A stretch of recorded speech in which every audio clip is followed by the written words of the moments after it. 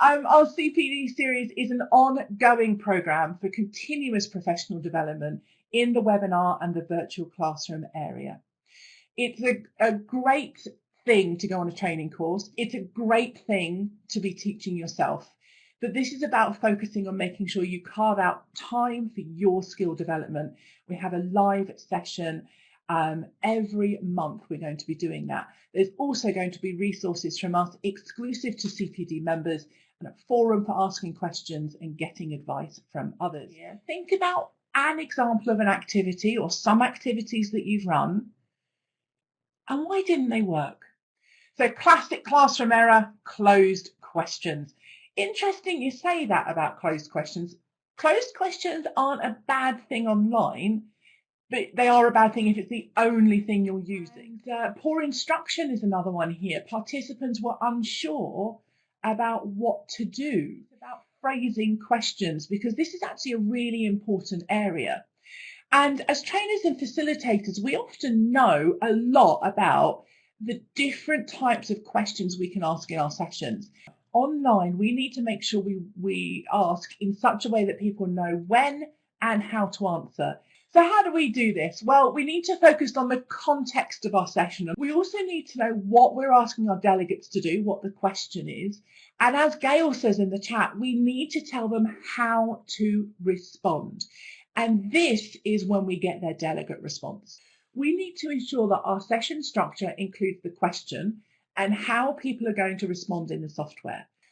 So what else have we got on our whiteboard?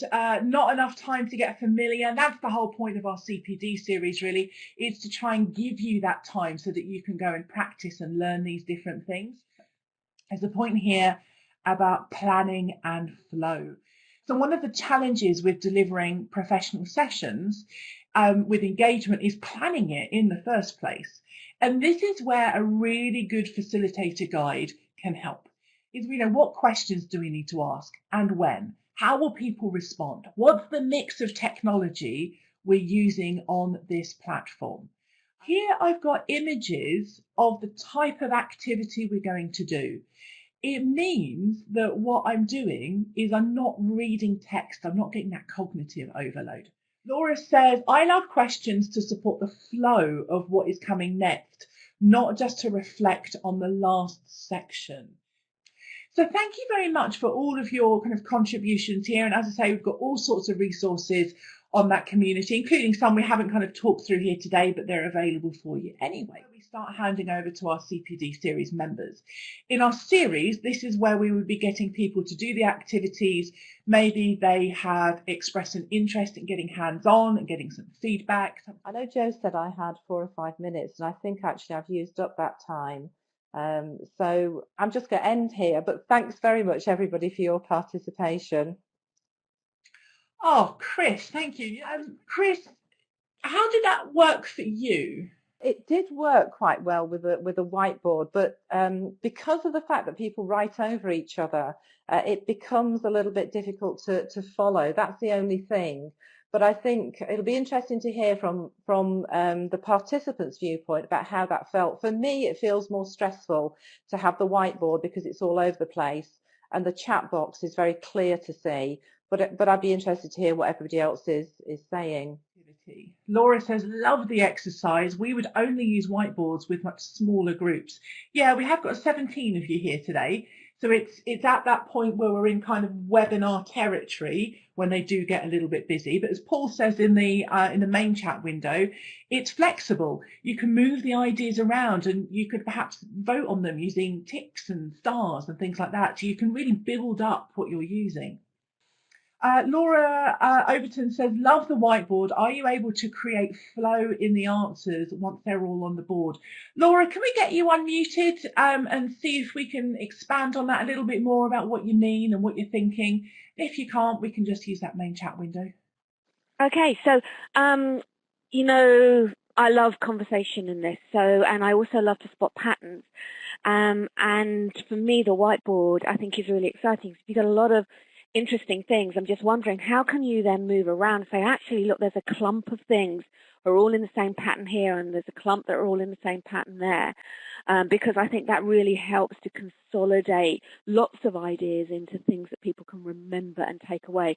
And I just saw the whiteboard as having a great impact for that. That's absolutely brilliant, Laura. I love that, and I know how good you are with Gail says circling your favourite answer on the board. Love it. Stella says, what about creating a mind map on the whiteboard and ask people to contribute? Worth an experiment. I think that's a great idea, Stella, and that's the whole point of these sessions, is that, you know, if we had a more open session, as we will do when we run the series, we'd probably go, great, Stella, let's bring a whiteboard up, let's go and make it, let's try it out. Chris, let's come back to you on that feedback on that activity and how you delivered it. What are you thinking about that? Well, I was interested actually, because I think it was Laura said that it just left her cold, this activity, or this, you know, doing a whiteboard and stuff, and I feel quite similar in a lot of ways, because I'd have preferred to do the chat box. But what's encouraged me is actually seeing here how you can move the text around, and also about how possibly I could have done it differently by getting people to circle and stuff like that. So I think it's given me some better ideas and a bit more confidence about if I have to do another webinar and I do a similar activity and there isn't the options for multiple chat boxes, that I could think of different ways of doing it. Okay, so in the pink column on the left, if you have an idea for an engagement or an activity and you've never done it, it hasn't quite worked, you just want to spitball some ideas around it, drop your name in there and we'll come to you on the microphone in just a bit. So what have we got going on here? Engagement that works really well, polls before the content delivery and after. So hand up or unmute, who was that, and tell us why that's good. Laura, unmute for us and tell us, please. So we are in a stage at the moment where we ask people to practice the theory and read the theory before they come onto an Adobe session. So when they come onto our session, they have a baseline understanding of the topic that we're going to cover. So we take a measurement using a poll of how they found that theory and what they've done.